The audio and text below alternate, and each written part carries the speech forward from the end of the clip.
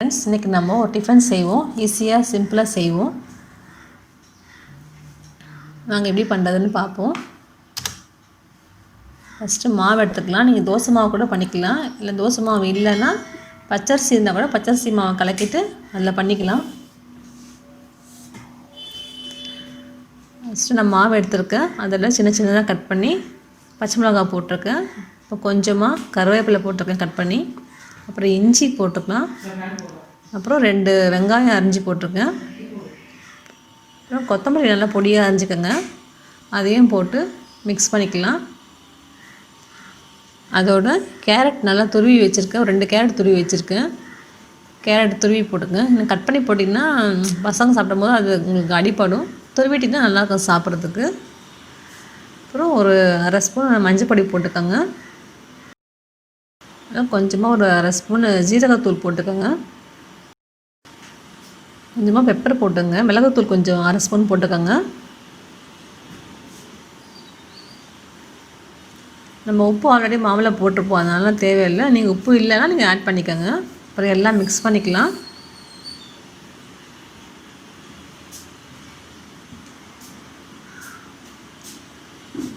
இது கொஞ்சம் டிஃப்ரெண்ட்டாக நம்மளுக்கு இருக்கும். டிஃபன் எப்போ இட்லி தோசையை விட இது கொஞ்சம் நார்மலாக இருக்கும். டேஸ்ட் நல்லாயிருக்கும். அப்புறம் கொஞ்சம் பெருங்காயம் போட்டுக்கோங்க.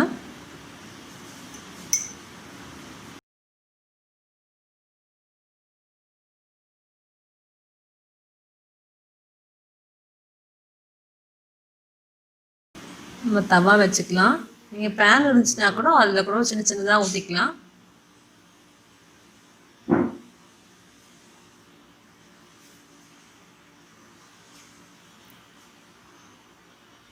சின்னதாக திக்காக ஊற்றிக்கோங்க, அப்படி நல்லாயிருக்கும்.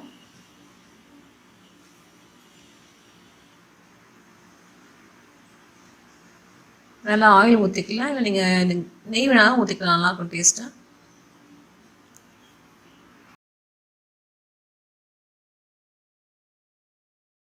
திருப்பி போட்டுக்கலாம். அதான் நல்லா கலர்ஃபுல்லாக இருக்குது.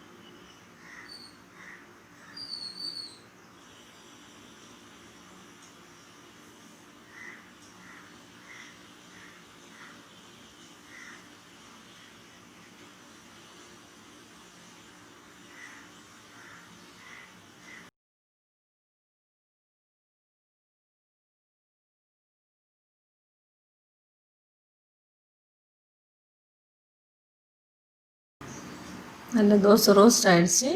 எடுத்துப்போம். இதே மாதிரி நம்ம தோசையை நம்ம சுட்டு எடுத்துக்கலாம்.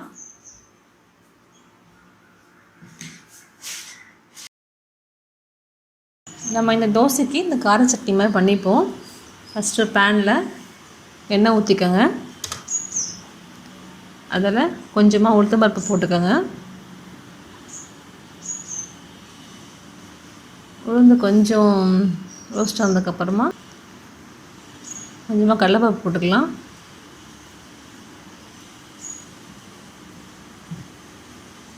நீங்கள் எவ்வளோ சேர்ப்பீங்க அதுக்கேற்ற மாதிரி பருப்பு ஆட் பண்ணிக்கோங்க. நல்லா செவந்துடுச்சு பருப்பு ரெண்டும்.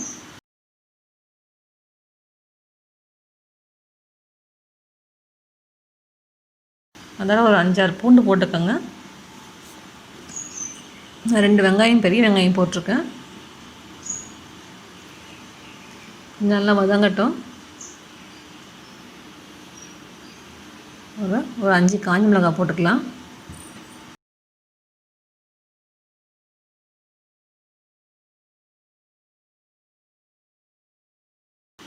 ஒரு 2 தக்காளி ஆட் பண்ணிக்கலாம்.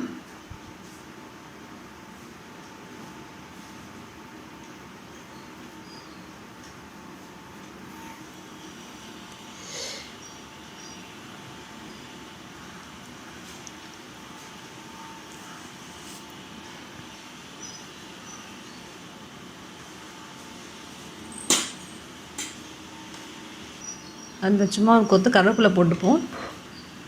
கொஞ்சம் நல்லா வதங்கட்டும் எல்லாம் சேர்ந்து.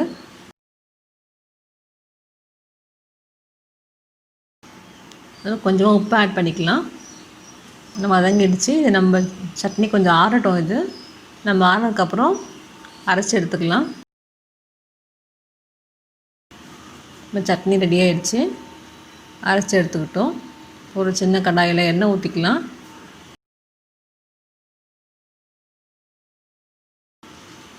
அதில் கொஞ்சமாக கடுகு போட்டுக்கோங்க. அரை ஸ்பூன் கடுகு, அரை ஸ்பூன் உளுத்தம்பருப்பு போட்டுக்கோங்க. உடச்ச உளுத்தம்பருப்பு போட்டுக்கோங்க. கொஞ்சமாக பெருங்காயம் போட்டுக்கோங்க.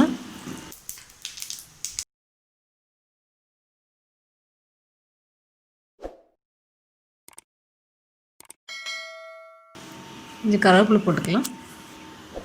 இதை தாளிச்சிட்டு இந்த அரைச்ச சட்னியில் நம்ம மிக்ஸ் பண்ணிப்போம். நம்ம சட்னி ரெடி ஆகிடுச்சு. இந்த தோசைக்கு இந்த சட்னி அரைச்சி பாருங்கள், நல்லாயிருக்கும். செஞ்சுட்டு கமெண்ட்ஸ் சொல்லுங்கள். தேங்க்யூ.